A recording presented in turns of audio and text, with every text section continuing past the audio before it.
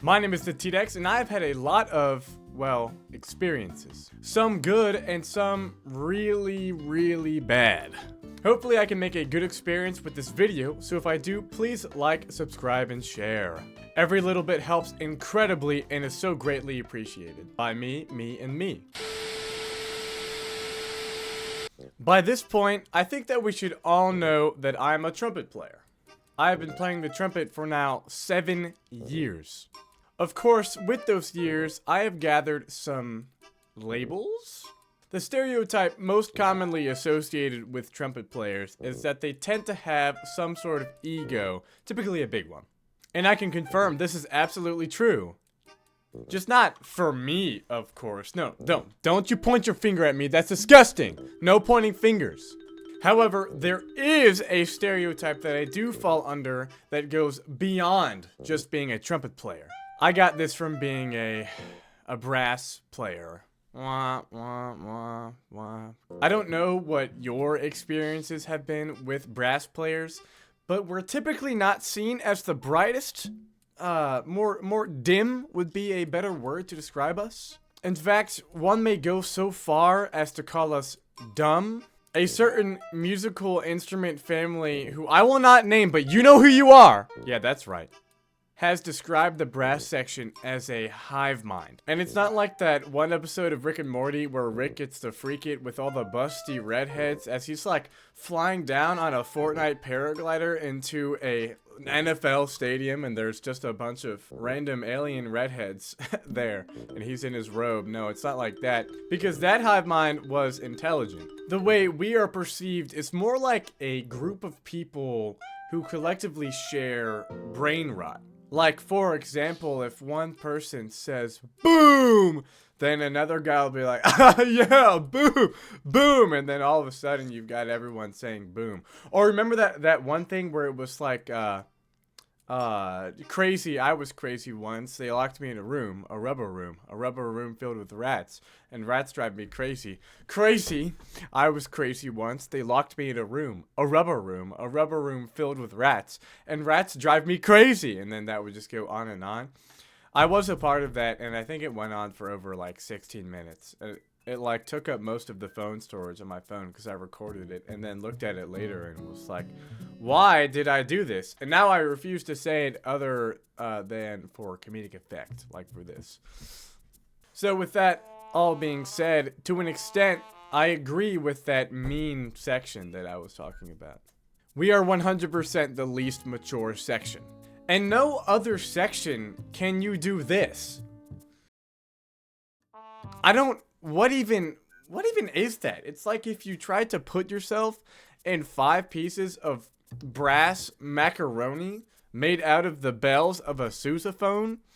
That's like, there's no practical use to that whatsoever. It's like if the local band kid came up to the priest and was like, pretty please sir, I'm all armored up. I made use of my resources from the local town sousaphones that I got from the big boom man, and the priest is just looking at him, drooling because he's a kid.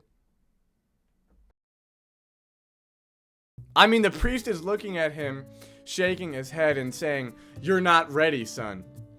I think the only way that could be effective is to just absolutely boggle the mind of the enemy. I mean, do you kill what looks to be a very stupid individual, or do you just let him be? Because he's not doing anything.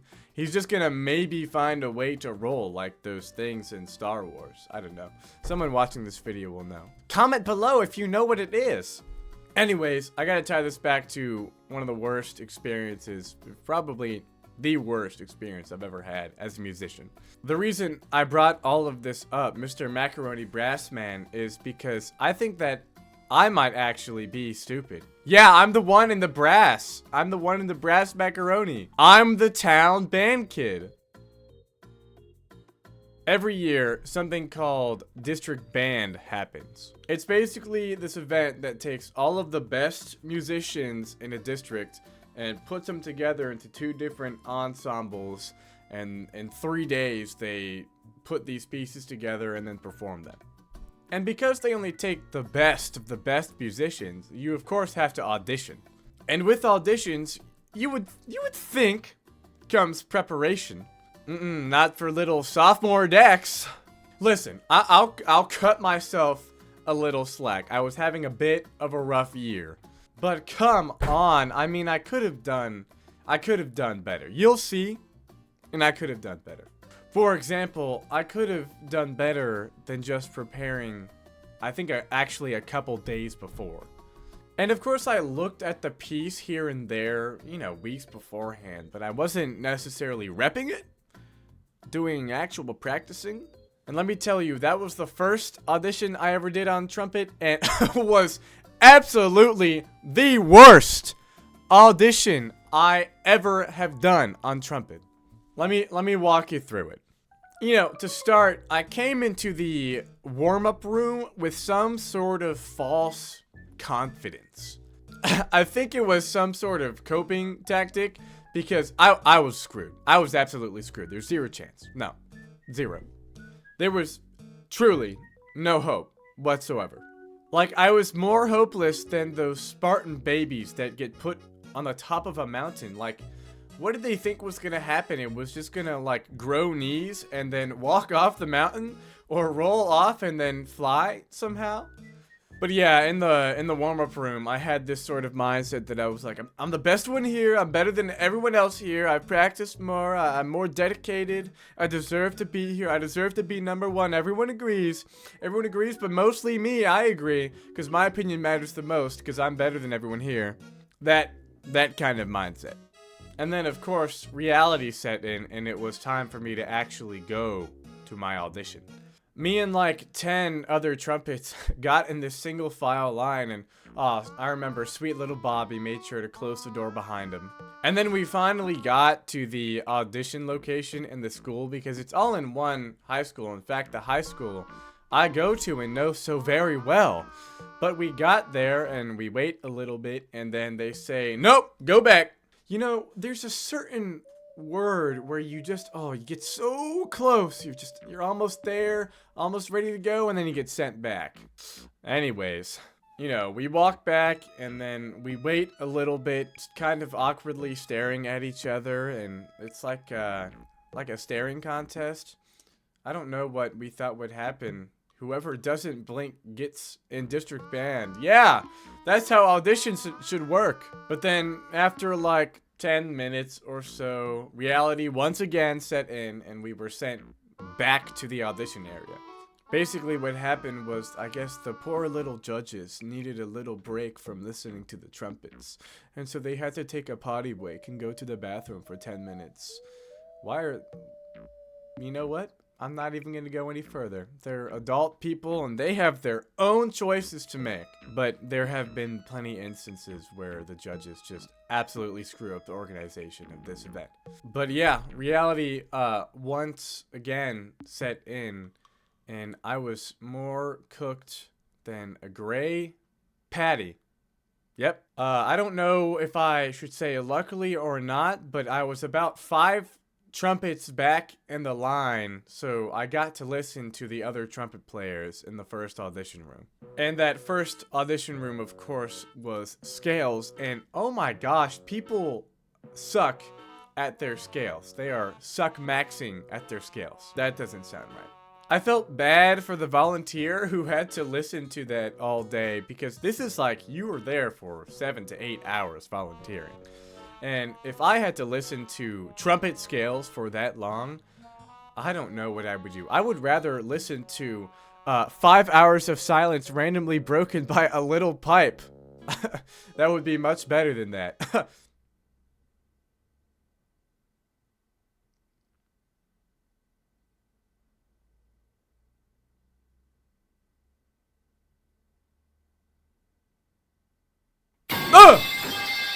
Oh, gosh. Okay. By the way, if you also like the sound of pipes, I'll put the link to that video in the description.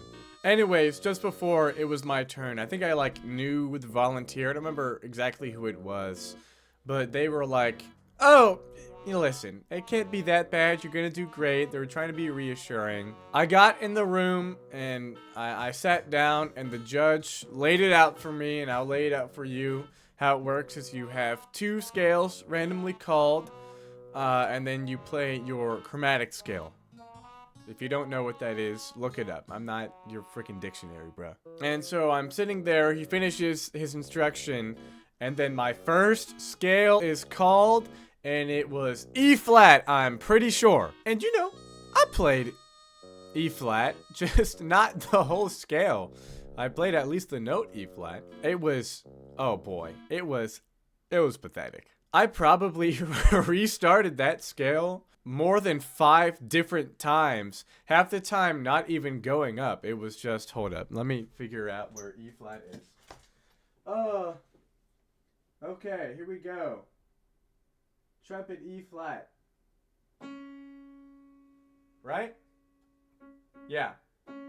Da. So I would go da. And then I would think about going. And then I wouldn't, and I'd go again. And then I would go, okay.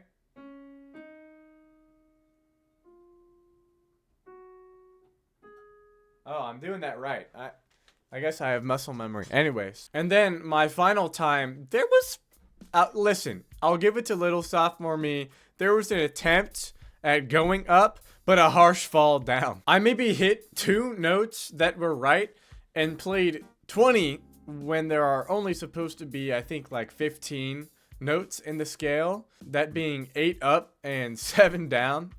Which, of course, the 1 and the 8 are a tonic, and so it feels weird saying 8 up and 7 down, but the 8 is technically the same as a 1, and you just go, yeah. All the while, the judges were probably sitting back there, holding their laughter, along with the volunteer outside. You know, poor little sophomore, really I should say, sophomore, am I right? Dex. These puns. They are not very... punny. Okay, anyways. Yeah, his heart was absolutely heartbroken.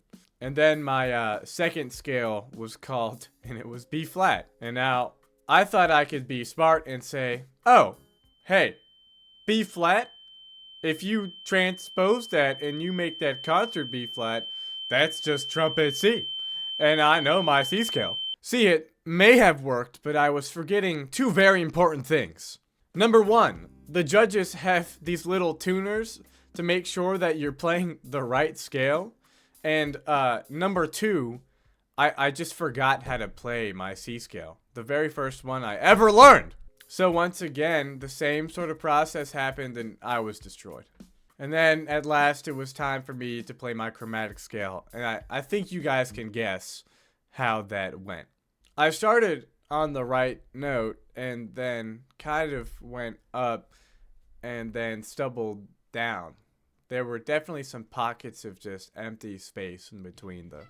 Finally, the scales part of the audition was over, but then I had to walk out of that door utterly humiliated. I couldn't even look the other trumpets in the eye, who I had once thought to be so much better than. Instead, I looked forward to my only hope. The prepared piece! Cue the epic music! Ah yes, the prepared piece. The piece my lips longed to play. The piece those very lips had spent countless hours working on. The day before. Regardless, I had slaved away in the practice room, using ice to numb the pain and the swelling. I endured, and I conquered, going measure by measure, phrasing it ever so beautifully. I was prepared. At least I had convinced myself of that fact.